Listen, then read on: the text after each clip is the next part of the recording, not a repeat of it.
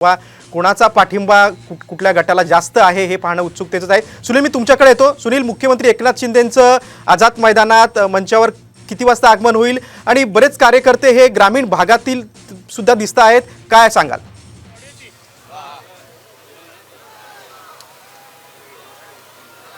निश्चित गिरीश, आपण बघतो की साधारण 8च्या सुमारास या ठिकाणी मुख्यमंत्र्यांचं आगमन होणार आहे आणि आता आझाद मैदानामध्ये कार्यकर्ते हळूहळू यायला लागले असले तरी सुद्धा स्टेज जो आहे स्टेजवरती वेगवेगळी आसन व्यवस्था करण्यात आलेली आहे आणि आयोजक आता सुरुवात करतायत। सुरुवातीला सांस्कृतिक कार्यक्रम होणार आहेत, हळूहळू जे आहे ती गर्दी होताना दिसत आहे आणि आझाद मैदानात साधारण आता आपण बघितलं तर आगामी निवडणुकांच्या पार्श्वभूमीवरती दोन्ही बाजूने शक्ती प्रदर्शन करण्याचा प्रयत्न जो आहे तो केला जाणार आहे। मागच्या वेळेस बीकेसीच्या मैदानावरून गर्दीवरून वेगवेगळे वादविवाद झाले होते आणि आता ज्यावेळेस जो याचिका दाखल करण्याचा प्रयत्न केला गेला होता, अर्ज दाखल करण्याचा गेला होता, पण शिवसेनेच्या शिंदे गटानं माघार घेतली होती आणि त्यानंतर जे आहे आझाद मैदानमध्ये अशा पद्धतीनं दसरा मेळावा होईल असं जाहीर केलं, त्यामुळे वाद टळला। पण आता वाक युद्ध म्हणजे शब्दांचं युद्ध मात्र आज रात्री दोन्ही बाजूने झडणार आहे, कारण की दोन्ही गट म्हणजे शिवसेनेच्या शिंदे गटाचे नेते आणि मुख्यमंत्री एकनाथ शिंदे हे ठाकरे गटावरती कशा पद्धतीने टीका करतात हे पाहणं महत्त्वाचं ठरणार आहे। त्याचबरोबर दुसरीकडून उद्धव ठाकरे जे आहेत ते ठाकरे गटाचे पक्षप्रमुख म्हणून मानले जातात, ते सुद्धा याच वेळेस भाषण करणार आहेत। त्यामुळे अपेक्षा आहे की अशा पद्धतीनं दोघी गटाकडून शक्ती प्रदर्शन जे आहे ते होणं अपेक्षित आहे। गिरीश, विनय, मी तुमच्याकडे येतो। विनय, जर शिवाजी पार्कमध्ये 30 ऑक्टोबर 1966 मध्ये पहिलं भाषण बाळासाहेब ठाकरेंनी केलं होतं, म्हणजे शिवसेना स्थापनेनंतर 4 महिन्यानंतर, आणि त्यानंतर 2011 मध्ये बाळासाहेब ठाकरेंचं शेवटचं भाषण शिवाजी पार्कात झालं होतं आणि 2012 मध्ये रेकॉर्डिंग भाषण ऐकवण्यात आलं होतं। आता त्यावेळची परिस्थितीने आता परिस्थिती खूप वेगळी आहे। अख्ख्या शिवसेनेत उभी फूट पडलेली आहे। त्यामुळे दसरा मेळाव्यातून विचारांचं सोनं लुटायला जे येतात, तळागाळातून अगदी ग्रामीण भागातून कार्यकर्ते येतात, काय दिशा उद्धव ठाकरे आपल्या भाषणातून पुढे देणार? कारण लोकसभा निवडणूक अगदी काही महिन्यांवर येऊन ठेपलेली आहे, काय सांगा?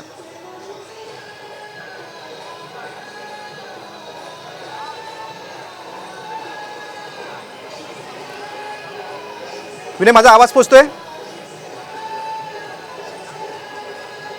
गिरीश, गिरीश मला पुन्हा एकदा जरा प्रश्न करा का?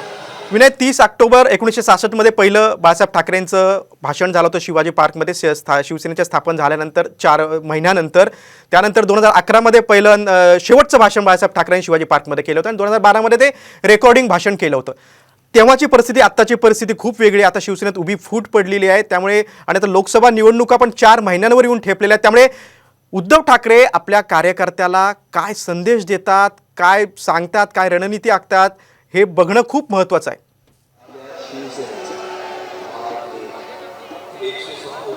नक्कीच पाहिलं की विचारांचं सोनं लुटण्यासाठी गेले अनेक वर्षांपासून हे सगळे कार्यकर्ते शिवसैनिक या ठिकाणी येत असतात, परंतु सगळ्यात महत्त्वाचं आहे म्हणजे या आजचं जो भाषण आहे हे नक्कीच आरोप प्रत्यारोपांचा हा भाषण असणार आहे आणि सडेतोड उत्तर सरकारला दिलं जाणार, सरकारच्या विरोधातली भूमिका मांडली जाणार आहे।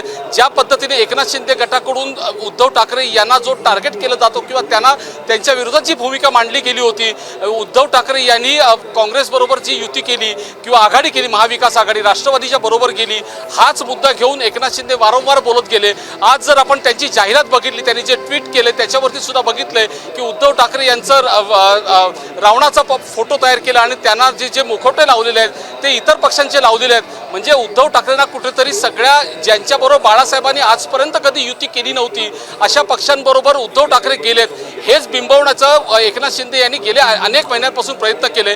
यावरती उद्धव ठाकरे नक्की काय बोलतायत आणि हे देखील शिवसैनिकांना ऐकायचं आणि शिवसैनिकांना हे जाणून घ्यायचं की उद्धव ठाकरेंची भूमिका नक्की आज काय असणार आहे। उद्धव ठाकरे आताच्या म्हणजे जो विचारांच्या सोनं लुटण्याबरोबर सगळ्यात महत्त्वाचं जे म्हणजे आहे की उद्धव ठाकरे एकनाथ शिंदेच्या बाबतीत काय भूमिका घेत आहेत, काय बोलतायत।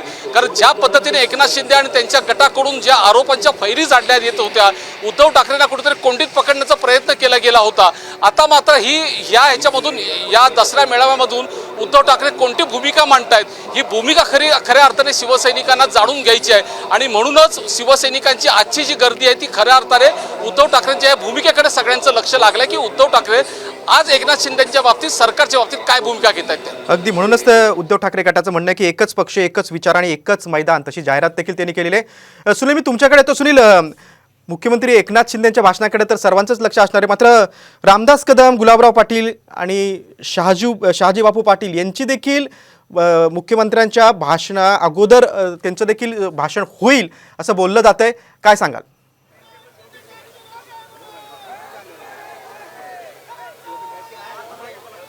निश्चितच गिरीश, आणि दुसरा महत्त्वाचा फरक जर आपण बघितला तर ज्या वेळेस शिवसेना फुटली होती त्यावेळेस काही प्रमाणात आमदारच फक्त जे आहेत ते शिंदे गटाकडे गेले होते, पण आता आपण ज्या पद्धतीनं बघतोय शिवसेनेच्या शिंदे गटाकडे मनीषा कायंदे सारखे किंवा नीलम गोरे सारखे यासारख्या नेत्या सुद्धा आलेले आहेत. त्यामुळे मोठ्या प्रमाणात त्याचबरोबर मुंबईतले वेगवेगळे नगरसेवक आहेत त्यांना सुद्धा शिंदे गटात प्रवेश देण्यात आलेला आहे. त्यामुळे आता वेगळ्या पद्धतीनं हे वेगळं चित्र पाहायला मिळणार आहे, कारण की ठाकरे गटातून जे एकनिष्ठ मानले जात होते असे नेते सुद्धा शिंदे गटात प्रवेश करत होते. त्यामुळे आता हा मागचा दसरा मेळावा आणि आत्ताच्या दसरा मेळाव्यामध्ये मोठ्या प्रमाणात फरक पडलेला आहे. आणि जरी सांगितलं जात असलं ठाकरे गट सातत्यानं सांगत आहे की सामान्य शिवसैनिक आमच्या बरोबर आहे, तर ती परिस्थिती आजच्या दसऱ्या मेळाव्याच्या निमित्ताने आपल्याला पाहायला मिळणार आहे. दोन्ही बाजूनी शक्ती प्रदर्शन केलं जातंय, जास्तीत जास्त शिवसैनिक यावेत यासाठी वेगवेगळं आयोजन केलं जातंय.